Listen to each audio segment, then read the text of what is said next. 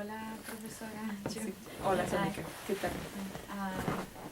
Bueno, primero vamos a pensar con algunas preguntas sencillas como ¿de dónde es usted? ¿De dónde hizo sus estudios? Sí, muy bien. Bueno, pues yo nací en la Ciudad de México en el 18 de enero del 68 y mis padres son mi mamá es de Oaxaca y mi papá es del norte de México. Ellos son de una familia de inmigrantes chinos. Entonces, esas dos como culturas me influenciaron mucho. Yo viví en Ciudad Juárez, Chihuahua. Yo creo que es el lugar donde he vivido la mayor parte de mi vida. He estado en varios lugares, pero he vivido más ahí. Y ahí hay una comunidad china, no es muy grande, pero sí es importante. Y entonces tengo como esa dualidad de ser, de tener raíces oaxaqueñas en México, pero también tener raíces norteñas. Y yo nunca he vivido en Oaxaca, he estado, pero no he vivido. Entonces tengo una identidad también norteña, de Chihuahua. ¿Y dónde hizo sus estudios? Sí, mira, yo estudié en varias partes de México. Mi primaria fue en México, en Juárez, regresamos a México y después estudié en la Escuela Nacional de Maestros. Es una escuela nacional, es una escuela normal. Yo fui la penúltima generación de ese tipo de escuela. En México, digamos, desde los años a mediados del siglo XIX se necesitaba un perfil de maestro que fuera más bien de tipo rural, de corte rural, que fuera a hacer la labor que se necesitaba en ese México de entonces, que era ser casi de trabajador social, de educador, de guía, de mentor, no nada más para los estudiantes, pero para toda la comunidad. Y entonces no era a nivel licenciatura, tenía uno que estudiar la preparatoria y un año adicional. Entonces uno entra muy joven, a los 14 años a la normal, y entonces teníamos siempre varias materias de educación y al mismo tiempo estábamos haciendo la preparatoria. Salí de los 18 años y a los 18 años me fui a Inglaterra, ahí viví casi 7 años. Allí estudié lingüística aplicada y daba español como segunda lengua en mi vida pasada. En aquel entonces España estaba entrando a la Comunidad Económica Europea y se necesitaba, había programas que impulsaban la enseñanza del español en Inglaterra. Entonces, con mi antecedente de ser maestra de primaria, pude dar clases y certificarme como maestra de español como segunda lengua y estudiar sociolingüística. Después, como soy fronteriza, había un programa en la Universidad de Texas en El Paso, UTEP, en donde uno pagaba como residente en Estados Unidos si tenía familia en Juárez. Entonces ahí volví a hacer otra licenciatura en comunicación, después mi maestría, después hice mi doctorado en la Universidad de Albuquerque, Nuevo México, en comunicaciones interculturales. Y después me fui a hacer un postdoctorado en la Universidad de California en Los Ángeles y de allá me vine para acá. Qué bien. Ha estado por muchos lugares. Sí, sí. Bueno, ahora vamos a girar como a lo que usted se enfoca aquí en esta universidad, que es los estudios globales. Sí. ¿Por qué decidió enfocarse en este tema, que es los estudios globales? Muy bien. Pues mira, como te decía, mi doctorado es en estudios interculturales. Yo sentía la necesidad de expandir mi área porque pienso que se enfocaban más bien en la cuestión cultural, pero no en términos de estructura, de cambios estructurales. La parte económica estaba como marginalizada. Aunque yo traté, mi disertación fue en chicanos, era muy difícil como penetrar en ese doctorado estudios críticos de raza, estudios críticos de clase, y entonces por eso fue que tuve la inquietud de irme a UCLA a hacer mi postdoctorado en Chicano Studies. En Chicano Studies fue una experiencia muy, muy enriquecedora porque me expandió me sacó de esa área que solamente se limitaba a la cuestión cultural. En Chicano, como tú sabes, Chicano Studies es un método, es una teoría y tiende a ser muy redondeada, muy comprensiva porque analiza aspectos de historia, de sociología, de cultura, de lingüística que van entrelazados. Pero al mismo tiempo yo, por ser china mexicana, a veces me decían, eso no es estudios culturales. Yo estaba haciendo un trabajo sobre los chinos en la frontera. Y me decían, eso no pertenece. Ahora ya ha cambiado mucho y tengo entendido que ha cambiado muchísimo. Pero en aquel entonces tuve la muy buena suerte de estar con otros chinos latinos, chinos peruanos que estaban en la biblioteca, pero la mayoría estaban de los sino-latinos, eran bibliotecarios o daban clases en la biblioteca. Y teníamos conversaciones muy enriquecedoras sobre lo que era la identidad chino-latino o chino-mexicano y cómo no pertenecíamos a ninguno de los dos. Entonces dije, Chicano Studies me ha enriquecido mucho, me solidificó, me hizo muy sólida como investigadora, pero al mismo tiempo encontré cierto provincianismo en aquel entonces. O sea, no quiero decir, yo tengo entendido que inclusive ya hay una persona, un maestro que también es chino-mexicano ahí, en ese departamento. Entonces yo hice solicitud a varios departamentos, a varias universidades, y esta universidad me convenció. En aquel entonces el departamento era completamente nuevo, tenía 2 años de nuevo. Entonces la proyección pensé que trascendía a etnias, que trascendía inclusive disciplinas, y que me daba la oportunidad de ofrecer nuevos cursos que otras universidades no te los permiten. Y el hecho de ofrecer cursos que tú creas, que tú innovas, te hace que crezcas junto con tus estudiantes, tanto como maestra como con investigadoras. Hablando de eso, sí. ¿Usted ha llevado estudiantes a la frontera? Sí, así es. ¿Cómo fue esa experiencia para ellos? Bueno, pues mira, sí, ha sido una experiencia que ha crecido y ha cambiado. Casi cada año que llevo parece un curso nuevo en ciertas cosas y en ciertas cosas no, en ciertos aspectos. Llegando el primer año tuve también la suerte de contar con financiamiento para llevar 10 o 15 alumnos, no me acuerdo bien, pero eran bastantes, y para mí. Y entonces aprendí mucho de lo que debo y no debo hacer. En aquel entonces había muchos recursos y también fue conmigo la capellana de la universidad, Kathleen Buckley. Entonces, como es una parte de que yo me siento muy familiarizada, no me di cuenta de las cosas que tenía yo que desglosarle a los estudiantes y explicar en términos de choques culturales. Sobre todo para la capellana fue un choque cultural tremendo, que no esperaba como una persona que iba a acompañarme. Entonces,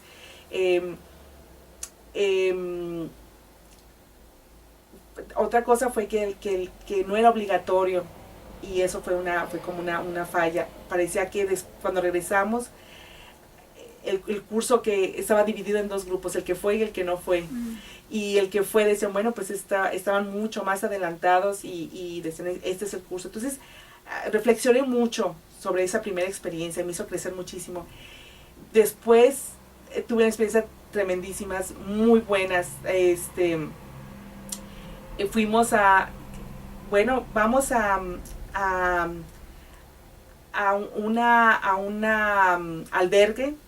un albergue para indocumentados, para inmigrantes indocumentados. Se llama The Annunciation House, y yo he traído aquí al director de este albergue. Se llama es un padre, Rubén García, que habla sobre los derechos humanos de los indocumentados. En Estados Unidos no hay un sistema que proteja, que dé albergue, que dé comida por ley a los indocumentados. No se pueden ir al Red Cross, a la Cruz Roja, no se pueden ir a ningún lugar. Entonces este es un sistema de advocacy para ellos, no solamente en términos de darles albergue, sino de comunión y de protegerlos, sino de servicio social, de ayudarles a sus cuestiones de legales, de ayudarles a inclusive emigrar más adentro de Estados Unidos. Esa experiencia para mí fue transformadora cuando yo era estudiante y la viví. Y creo que esa es la experiencia más enriquecedora de los estudiantes, el convivir con los camaradas, con los colegas, con los amigos mexicanos, pero también hay muchos de otras nacionalidades. De hecho, pasan por ese albergue han pasado más de 150 nacionalidades. Entonces hay de Etiopía, es como muy buen termómetro de la situación global, porque por México es por donde pasan casi todos los indocumentados, sea de Europa del Este, sea de Afganistán, de Irán. Entonces es un gran convivio, la gente ve de primera mano, escucha los testimonios de sus familiares, de su lugar de origen, etc. Vamos a la corte de inmigración, vamos también a visitar centros con trabajadores agrícolas y aprendemos sobre sus derechos, sus condiciones de trabajo, sus derechos. Hace una manera de hacer más conexión con lo que comemos todos los días. Y también hay muchas pláticas culturales. Antes de la guerra en México, de la militarización, estábamos más tiempo en Juárez. Estábamos con las familias cuyas hijas fueron víctimas de feminicidio.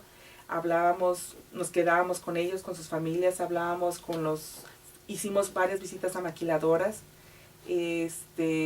hicimos visitas también inclusive a universidades. En una ocasión los estudiantes se quedaron con familias de estudiantes de Ciudad Juárez. Entonces ha cambiado, pero ¿qué ha implicado para ellos? Yo pienso que lo más importante para todos es la conexión humana. Nosotros antes de irnos al viaje leemos más o menos de manera sólida las condiciones de Juárez y El Paso, de migración, del medio ambiente, pero nada los ha transformado tanto como en la comunión con estas personas, sí. Como ver la inteligencia, ver el sentido de agencia, ver las alegrías, ver las tristezas, ver la complejidad y sentirse identificado con esta situación. Es muy emotivo ver la transformación de los estudiantes y también de ellos, y sobre todo para mí es más emotivo cuando ellos continúan el vínculo y quieren continuar el vínculo con estas personas. Sí. Bueno, hablando de la frontera y ese curso que usted enseña, sí. que lleva a los estudiantes sí. a la Ciudad Juárez, en su opinión, ¿cuál es el problema en la frontera? ¿Y cómo usted cree que que son representados estos problemas en la prensa? Sí, bueno, sí. Bueno, pues precisamente esta es una de las razones por la que insisto en dar este curso, porque en los espacios públicos, como los medios de comunicación, como la prensa, inclusive como el currículum de universidades, no hay mucho lugar para debatir de manera seria esta complejidad. Es la única clase que más o menos consistentemente se enseña sobre México, sobre la frontera, de manera así muy puntual. En los medios de comunicación, bueno, pues tenemos una historia muy colonial con México, ¿verdad? Sí. Tenemos la historia desde la invasión de México en 1846, la guerra que tuvimos en 1848, se ocupó más de la mitad del territorio y eso cambió para siempre las relaciones entre Estados Unidos y México y la manera como se construye al mexicano. El mexicano pasó de ser propietario de estas tierras a ser el eterno indocumentado. Uh-huh. Y es una manera de justificar esta invasión. Entonces siempre va a ser negativa, es colonial completamente, es de dominación y entonces pareciese que el problema es unilateral de México, que México se reduce a una falta de organización y a una falta de empeño del gobierno mexicano y de los mexicanos de tener un mundo o unas realidades mejores de calidad de vida, y en realidad no se comparten las corresponsabilidades en crear estas situaciones coloniales para la mayoría de los mexicanos. Y entonces, pues, ¿cómo es la representación? Pues los estereotipos, dime, desde indocumentado, drogas, entonces abuso al sistema social, son un problema, una carga. Y en realidad el mexicano y en general el latino es como la sombra, lo que llaman los teóricos en como se me olvidó el nombre de esta, Lisa, ahorita me acuerdo, es la sombra del capitalismo, es decir, la calidad de vida, la calidad de vida y de Estados Unidos, en este caso, que podemos hablar de otros países, está directamente relacionado con esta explotación de indocumentados y de no documentados, porque como hay mucha gente que todavía es descendiente de estas personas que fueron dueños de estas tierras, ¿no? Entonces, somos como la conciencia, somos como la sombra de este capitalismo. Entonces, no puede uno existir el uno sin el otro. Pero además somos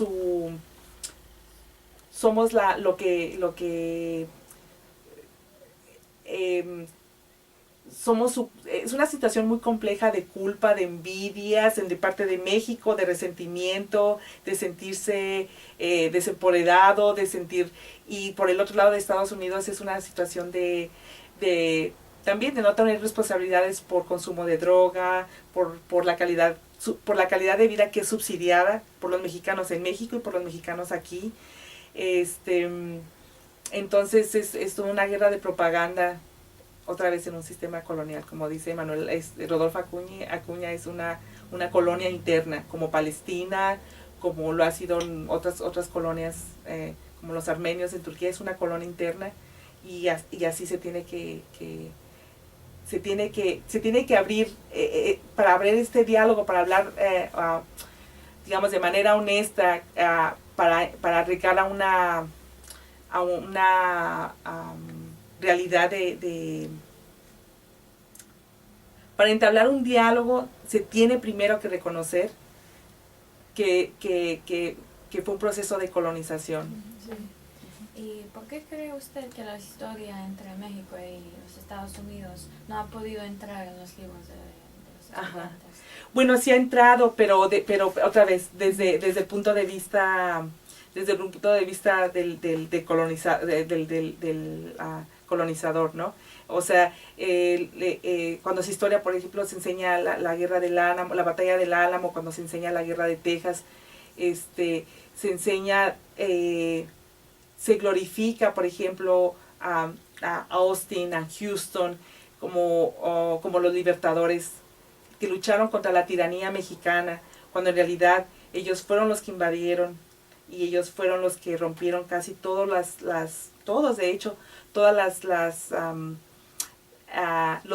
acuerdos en los que trataron con el gobierno de México. Se les permitió entrar al terreno tejano siempre y cuando observaran varios estatutos que tenía que ver con la no esclavización de personas negras en Texas, y ellos se rehusaron a observar esta regla porque obviamente estaban bajo un sistema capitalista de explotación.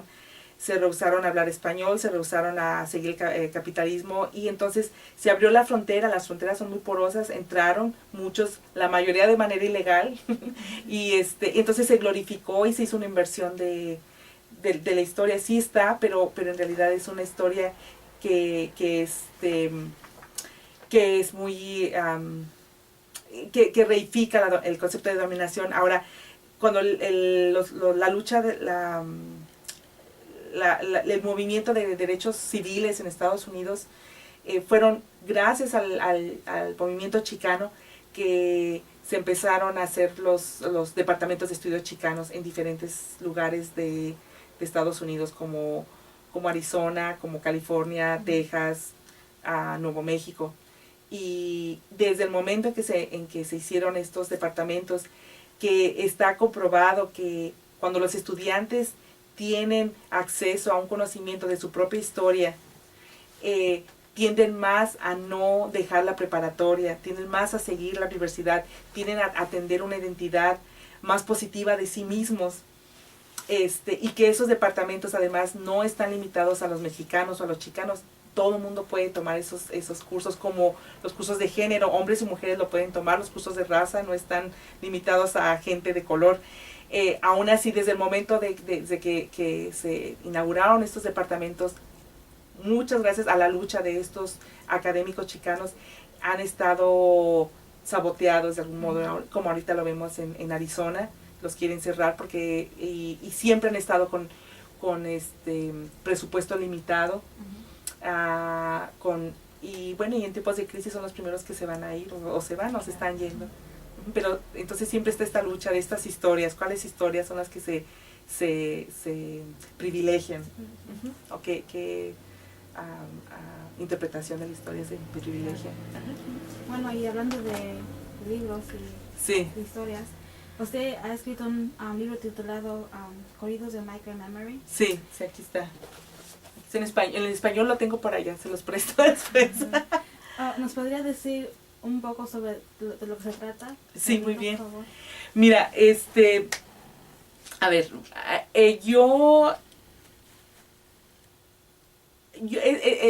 la génesis, digamos, de este libro es porque incluso puedo enseñar la versión en español, espérame, porque ahorita que están en español.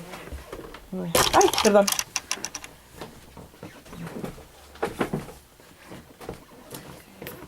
Mira, yo empiezo precisamente este libro en el prefacio con la idea de que desde que era muy chica yo escuchaba corridos como casi todos los mexicanos.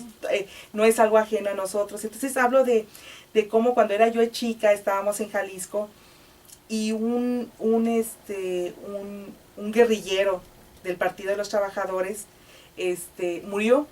Era un guerrillero que obviamente el gobierno lo estaba siguiendo, los militares lo estaban siguiendo, un maestro de primaria que estaba muy hablando de esta ideología de los maestros rurales, de cambiar las condiciones sociales, es muy fuerte en ello. Entonces no es coincidencia que muchos guerrilleros son maestros de primaria. Entonces Lucio Cabañas lo mataron, pero entonces la manera como nos enteramos es que estábamos en la playa jugando yo con mis hermanos y mi papá y mi mamá dijo, están cantando el corrido, dijo, ya se murió Lucio Cabañas, están cantando su corrido. Entonces mi papá dijo, no es posible, el hombre más como con los facts, los hechos, no, yo escuché ayer en la televisión y en el radio que está, dijo, no, está su corrido. Pero yo me acuerdo muy bien de la imagen como en trance de mi mamá. Entonces, así empiezo porque digo, es que mi mamá tenía el entrenamiento, como todos los mexicanos, de escuchar la música como noticia. Sí. Y además de no cuestionarla. O sea, y entonces yo me acuerdo que la música era triste. Tenía 4 o 5 años, era triste. Pero me emocionó mucho, fue casi como cambió toda mi vida completamente ese hecho que tan fresco, o sea, después nos enteramos que a unas horas de que lo mataron, ya tenían su corrido, y era la manera porque además el corrido no difunde noticias, más bien ya es como una editorial, ya tiene una posición, ya tiene una posicionalidad, es más bien como decimos, como un editorial. Entonces siempre me empapé yo de corridos, y como todos los mexicanos, pero cuando yo me fui a Inglaterra veía que nosotros siempre hacíamos referencias a corridos, jugando, te van a cantar tu corrido porque te van a matar de broma, porque cuando te mueres dice te va a tocar hacíamos 20,000 bromas, pero también cantábamos, siempre bailábamos, cantábamos, y al final venían los corridos y vamos a cantar y corridos muchos de revolucionarios y todo. Bueno, cuando yo me fui en una situación relativamente acomodada a Inglaterra, y yo tenía una situación relativamente acomodada. Mi papá era contador, y mi mamá pues estaba en la casa, pero también era maestra y es una persona muy culta. Entonces, digamos, no era no era middle class, pero tampoco, no era clase media, pero tampoco era clase trabajadora, pero había mucha conciencia en la casa de social. Y cuando me fui a Inglaterra, pues fue con condiciones económicas no muy buenas, pero así se iba todos los estudiantes, o sea, claro. no me iba... cuando regresé, la experiencia de estar en Inglaterra, de cambiar dentro de mi confort, de mi casa, de mi familia, de mi país, aunque el asiático es racializado de todos modos, no fue tan fuerte como cuando llegué a Inglaterra. Entonces sí me tocó vivir me tocó vivir racismo muy fuerte, europeo, directo, aplastante. Me tocó vivir la época de Margaret Thatcher, toda la época de Margaret Thatcher, y estábamos viviendo en un lugar bien conservador. Entonces, eso cambió radicalmente mi visión de mí misma, porque fue un lugar de conciencia para mí. Ya no iba a ser la niña que pretendía ser clase media. Cuando regresé, llegué al Paso y entonces vi toda esta... Me solidaricé, si tú quieres, como que empecé a ser chicana por convicción. Entonces, yo tenía que hacer un proyecto para mi doctorado, y entonces fue pues, por parte de mi disertación. Y nadie apostaba a mi libro, decían los corridos, por Dios, y chicano está, ¿a quién le interesa? Pero yo sabía que era el archivo, la biblioteca oral del mexicano, y que en las condiciones de inmigrantes era como el precursor de la literatura chicana, que era importante porque, como ustedes bien lo dicen, si no estaban en los medios de comunicación, la experiencia del mexicano en Emilia estaba plasmado en nuestra identidad cultural, y que la gente cantaba corridos, la gente joven sabe corridos que se hicieron hace 100 años entonces es muy enriquecedora esta parte oral, y que es un archivo donde pienso que donde el solamente tener un archivo desde el punto de vista de los marginalizados, que no por eso no son witty, no tienen sentido de humor, no son pero que hacen un análisis en sus propios términos, con su propia música, en su propio espacio, en tu espacio de comunión para bailar, para cantarlo. Era importante pues ponerlo en un espacio más académico. Sí. ¿Por qué cree usted que los corridos se han convertido tan populares con el tema de inmigración, de los inmigrantes mexicanos? Bueno, mira, en realidad ha habido corridos de inmigración desde que hay inmigración. El corrido es tan... El corrido tiene mucha influencia española. Entonces, yo pienso que bueno, desde mi punto de vista muy mexicano, pienso que la Odisea, por ejemplo, es un corrido para mí. Es una historia con tramas y plots y todo eso. Entonces pienso, todas las culturas tienen sus corridos, tienen su manera oral de expresar sus experiencias y tener un espacio donde puedan descifrarlas y analizarlas y ponerlas, ¿no? Entonces, ha habido como olas de temas de corridos sobre migración, como muy precisas. Por ejemplo, después de la guerra hubo corridos que hablaban sobre los bandidos sociales, que al verse frente a los rinches, que le llaman los Rangers de Texas, que fue una institución militar para linchar y para controlar a los mexicanos, así es como inició los Rangers. Entonces ellos, el social bandit, el bandido social era el que de pronto violaban a una hermana o no le daban permiso le hacían una afrenta a su dignidad, a su derecho humano, y él con todas sus limitaciones contestaba este sistema de presión siendo bandido social. Entonces esos eran como los héroes de resistencia inmediatamente después de la guerra. Pero después vinieron diferentes olas de inmigración cuando en el sureste de Estados Unidos necesitaba mano de obra para ferrocarriles, para minas, entonces son muy precisos que en los digamos, antes de la guerra mundial, después de la primera guerra mundial, después en el programa bracero. Entonces hay una serie de corridos de temas solamente para braceros, inmigración, y después de los 80, después del 2001, entonces siempre han existido una ola grandísima de corridos es la que yo, porque ya ha habido estudios sobre estas diferentes olas.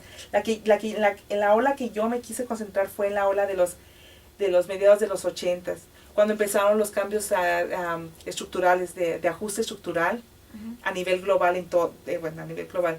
Entonces fue también un periodo de inmigración tremendo para los dominicanos, tremendo para México.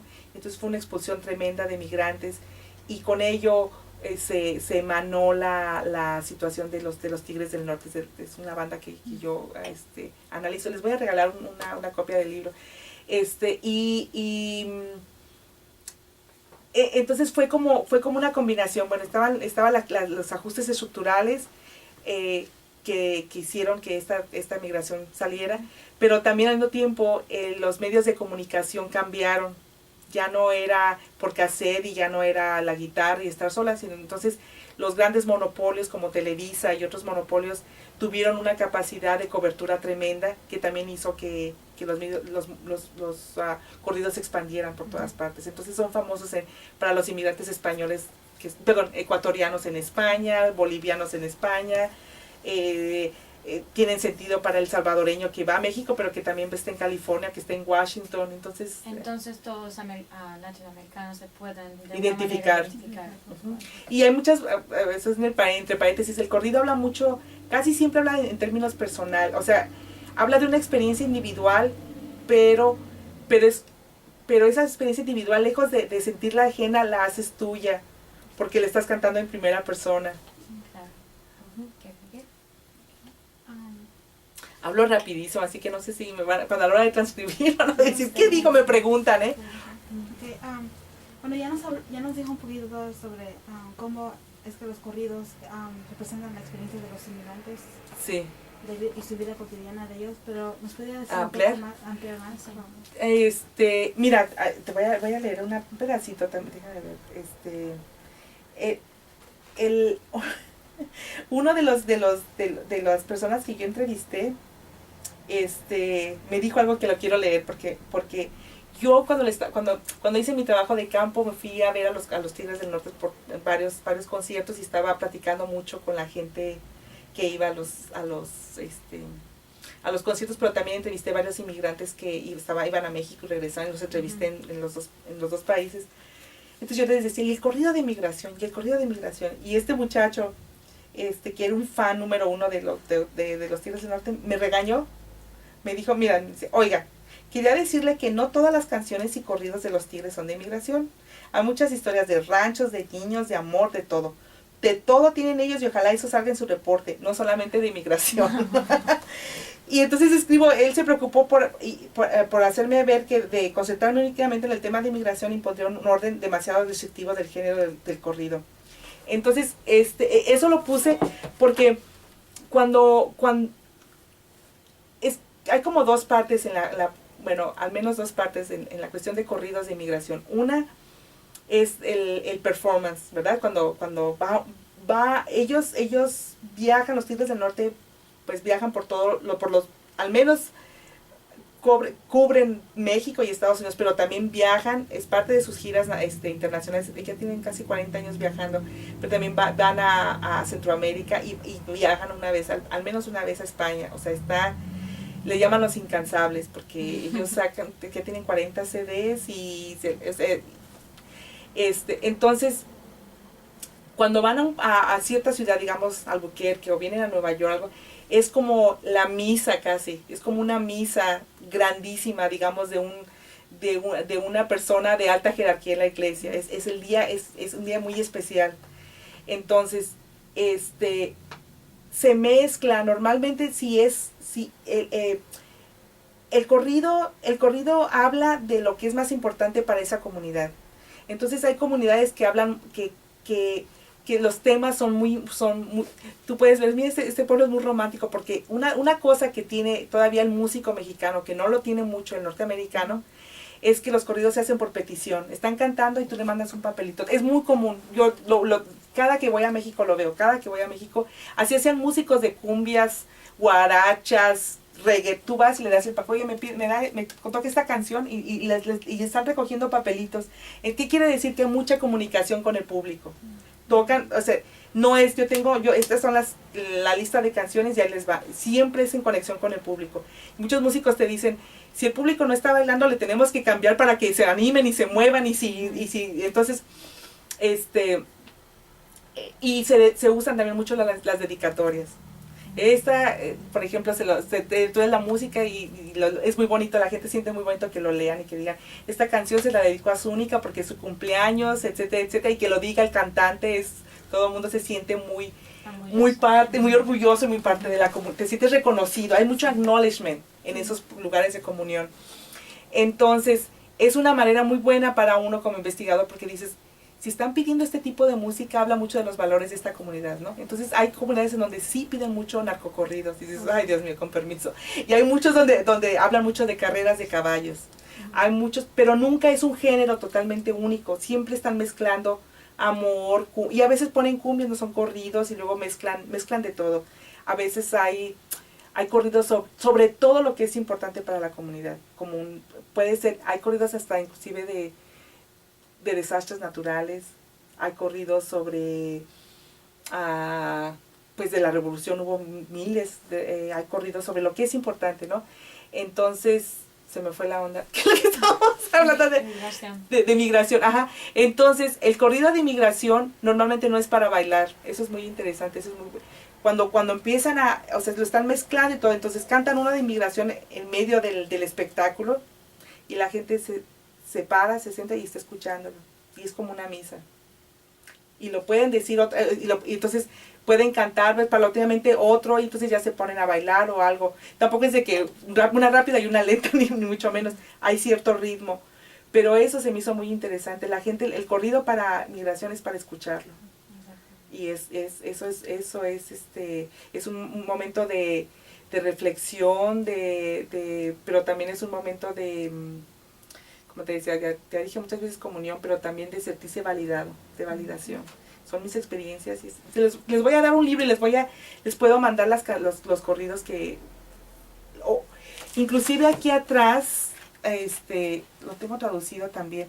Aquí hablo de los corridos que yo... todos estos los encuentras en YouTube y por los Tigres del Norte. Y atrás, los que yo analicé porque eran los más famosos. Pero, ¿sabes?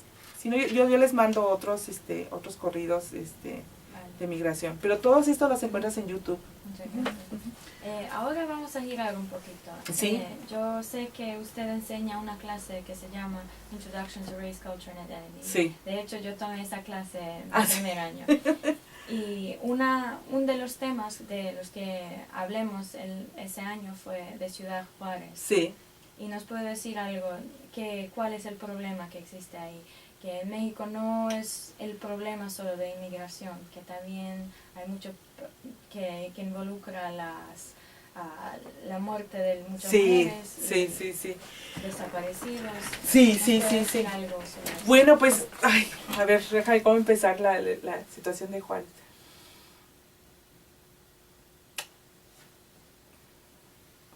A ver, vamos a ver.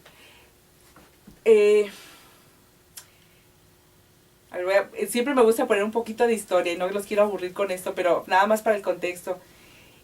Juárez es parte inicialmente era una misión de los españoles que tenía prácticamente esclavizados a varios grupos indígenas de ahí, de la región, que es una zona muy árida, los mansos, básicamente ese grupo.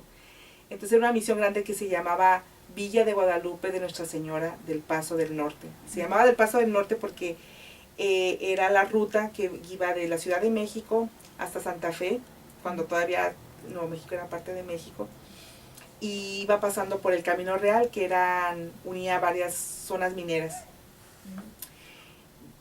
Después de la ocupación, El Paso, la misión, así como Los Ángeles también era una misión, y nuestra misión de Guadalupe de Los Ángeles, entonces se acortó y se puso Los Ángeles. Lo mismo El Paso, se acortó el nombre y se puso El Paso. Entonces siempre se recordó El Paso así como un paso, para nada más para estar overnight, digamos, estar en la noche y luego irse al sur o al norte, pero realmente nunca fue, siempre fue un punto de transición, como su nombre lo indica.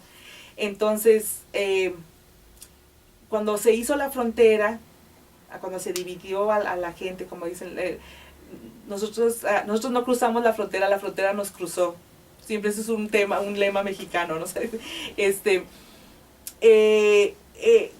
Se transformó aún más la identidad de Juárez. El nombre se cambió en 1910. Y entonces pasó a ser una zona muy porosa, en varias, que tenía que estar bregando constantemente con Estados Unidos y con Nepal. Entonces fue una zona estratégica para los dos partes. Vamos a entender que una zona fronteriza es una zona estratégica. ¿Por qué? Porque lo que no es una zona de inmigración de indocumentados, antes de que los mexicanos se le pusieran como problema, eran los asiáticos. Y sobre todo los chinos. Los Immigration Acts, las actas de inmigración contra los chinos fueron contra los chinos que pasaban por ahí. Y desde muy temprano, cuando se hizo la frontera, el problema de droga existió, marihuana, y también cuando la prohibición de Estados Unidos también fue un lugar poroso para penetrar también alcohol. Entonces, esta situación como muy como de limbo de las fronteras es parte de nuestra vida cotidiana. Siempre estamos bregando con dos sistemas y siempre estamos tratando de hacerlo mejor. En una situación, tenemos que entender que es una situación también de alejamiento con el centro de México. Entonces, no necesariamente, no nos sirve mucho estar como siempre apegados a México porque está al centro, porque está muy, muy lejos, y para términos prácticos, pues ni modo, a veces hay que infligir, por ejemplo, comprando cosas más baratas en El Paso. Somos más muy, muy interdependientes. Ok, bueno. Entonces, Juárez, un punto así clave fue cuando terminó el programa Braceros. No sé si han escuchado de ese programa después de la Segunda Guerra Mundial. Cuando terminó en 1965, se hizo el programa fronterizo, el programa industrial fronterizo. Eso cambió nuestra vida, porque para dar cierta solución a los braceros que fueron regresados a México, no regresaron a sus ciudades originales, sino que los dejaron en la frontera e hicieron este plan de maquiladoras. Y como ustedes saben, el plan de maquiladoras es un plan en donde estas compañías que asamblan varios artefactos no pagan mucho impuesto, dejan sus desechos industriales ahí, y la infraestructura es para ellos. No tienen en realidad ningún compromiso con la comunidad, no tienen obligación prácticamente de nada. Entonces esto fue, digamos, como la ingeniería central para organizar estas diferentes inequidades de género, de clase, de desarrollo, que giró todo fue alrededor de la maquiladora. Por primera vez empezaron las mujeres, fue un foco también de migración hacia las ciudades fronterizas, y luego también hubo demasiados programas estructurales dictados por el Fondo Monetario Internacional y el Banco Mundial para no crear condiciones de seguridad alimenticia en los campos rurales, y crear casi causar inmigración hacia las ciudades. Entonces, o era inmigración a Estados Unidos o era inmigración a las fronteras. Y entonces otra vez exacerbó esta inequidad social que acabó en en este caos en donde mucha gente estaba ahí trabajando en la frontera, pero muchos con la mira, con la idea de estar temporalmente, ya sea para regresarse a sus países o para irse a Estados Unidos, pero siempre de manera temporal. La infraestructura, de cuenta que Juárez yo lo vi crecer de una ciudad de 100,000 habitantes a una ciudad de 1,000,000 en un periodo de 10 años. Fue una cosa, una explosión que no había recursos, no había infraestructura. ¿Qué creó? Pues exacerbó todas estas inequidades. Entonces, la cuestión de, ahora por otra parte, la droga antes se iba de Colombia por el Caribe, llegaba a Florida y se subía. Por alguna razón de control, de mafia, finalmente se cambió, se dejó, entonces se bloqueó esa zona de tráfico y se fue por el centro de México. Entonces empezaron, ninguna de esas cosas per se, o sea, por sí solas explican estos problemas de la ciudad global. Como dicen, México, Ciudad Juárez era el poster child de NAFTA, dicen, mira, así es como se va a desarrollar y todo es bonito, y ahorita es como el Frankenstein, porque es exactamente, te dice todo lo que salió mal, es un ejemplo muy tácito, muy concreto de todos los efectos negativos de la globalización, de la globalización exacerbada.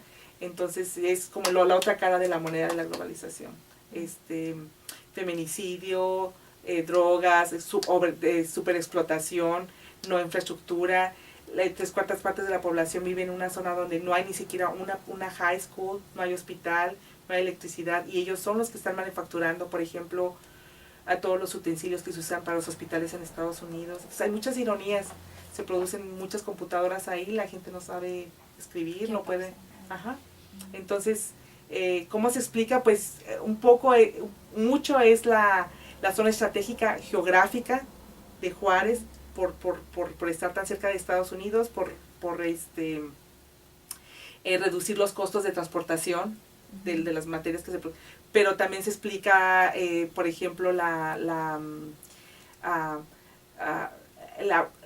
cualquier política que tenga Estados Unidos interna y global afecta a Juárez de alguna manera, afecta a todos, pero sobre todo a las fronteras, porque, digamos, si hay una política de prohibición de drogas, pues entonces estamos hablando de una frontera donde se pueden enviar drogas y donde el costo de sangre, el costo lo paga el mexicano, no lo pagan los estudiantes o gente clase media que tiene su suministro. El suministro de droga no ha cambiado, el suministro de droga inclusive ha aumentado, independientemente de militarización y de cualquier planes para reducir, supuestamente para controlar esta guerra, no ha limitado el suministro total y completo y en aumento en los países que lo consumen. Entonces estamos hablando de una política fallida a nivel de salud de Estados Unidos. ¿Qué hace con los drogadictos? ¿Qué hace con los que, o sea, a una persona que está enferma de cualquier cosa, no se arregla con militares, se arregla con un plan de salud, se arregla con un plan social? Y entonces es una guerra fallida que otra vez, quien paga las consecuencias de estas políticas es el mexicano, y en concreto los grupos más vulnerables, como las mujeres. Bueno, y vamos a regresar a la música. Sí. ¿Y usted cree que hay un tipo de música que representa el hecho de que miles de mujeres han fallecido, siguen falleciendo? Sí, las han matado. Las han matado, como dicen, hay que decir las cosas. Sí hay. Pero es un tema muy quisquilloso, muy delicado para las mamás. ¿Por qué? Porque a veces dicen, bueno, se están beneficiando. Mira, las mamás, o sea, el problema del feminicidio, es decir, de las muertes de estas mujeres, que no fueron muertes naturales, fueron asesinadas, y eso hay que decirlo con toda la palabra. El asesinato, las mutilaciones de estas mujeres, de estas niñas, porque la mayoría eran niñas, es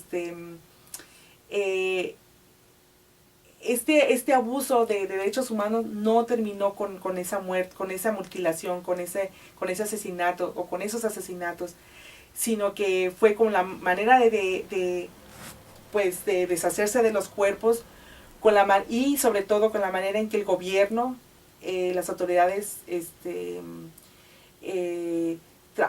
trataron a las familias.